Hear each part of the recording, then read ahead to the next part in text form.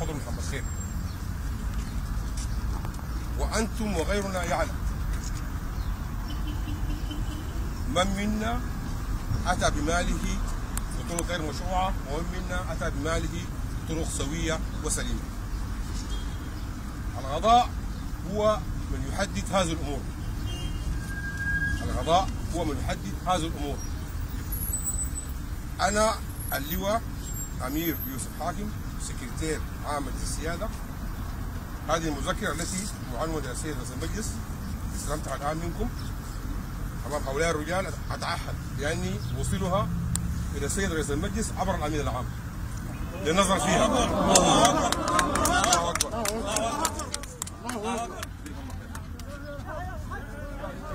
الله أكبر. الله أكبر.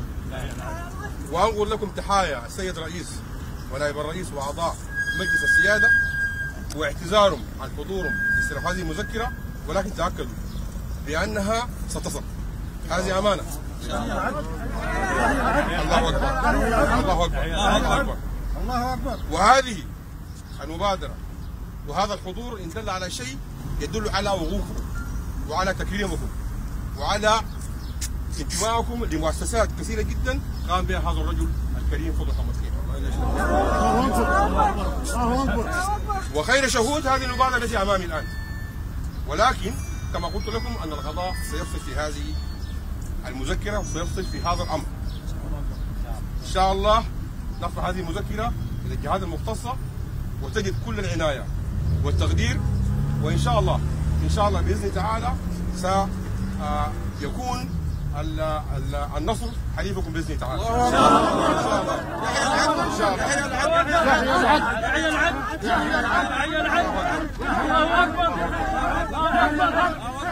يحيى العدل. يحيى العدل. يحيى العدل. فاضل فاضل يا فضل. فاضل فاضل يا فضل. رجل البر والإحسان يا فضل. رجل البر والإحسان يا فضل. نحن نقف معك يا فضل. نحن نقف معك يا فضل. رجل البر والإحسان يا فضل. رجل البر يا فضل. فضل فضل يا فضل. فضل فضل يا فضل. طيب تفضلكم أيضا بالثناء على الأخ فضل، هو أيضا من شيم المكارم والأخلاق ومن شيم السودانيين الذين لا ينسون من يعمل معه أو حتى الذين يعملون دونه. فهذه الوقفة هي تكريم لفضل قبل أن يكون تكريم لأي شخص آخر. وهذه الوقفة نتمنى أنها تكون هي الصفة القانونية فيها حتى أنه القانون يأخذ مجراه بصفته كاملة وينصر الله إن شاء الله هذه الوقفة وهذه المبادرة الطيبة. أعدكم مرة أخرى بأن هذه المذكرة ستصل إن شاء الله خلال اليوم أو غدا إلى السيد رئيس المجلس. ونتمنى ودعواتكم إنه القانون يأخذ مجراه وإنه القضاء يأخذ مجراه ويعود الحق لأصحابه بإذن الله تعالى. شاكر لكم.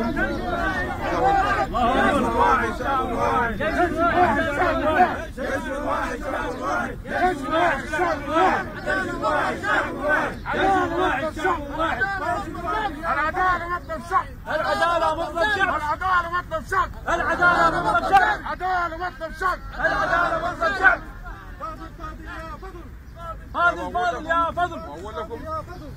وأقول لكم نحن كحكومة فترة انتقالية ليس لدينا ما نخفيه وليس لدينا ما في تعني غدغدة وتسديس.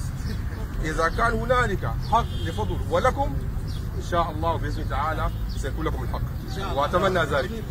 شاكر لكم مرة ثانية هذه الوقفة هذا الحضور الكريم، وأقول لكم المذكرة إن شاء الله ستكون بين أيدي السيد رئيس المجلس في أقرب فرصة ممكنة، متمنيا من الله عز وجل أن ينصر هذا الجمع الكريم.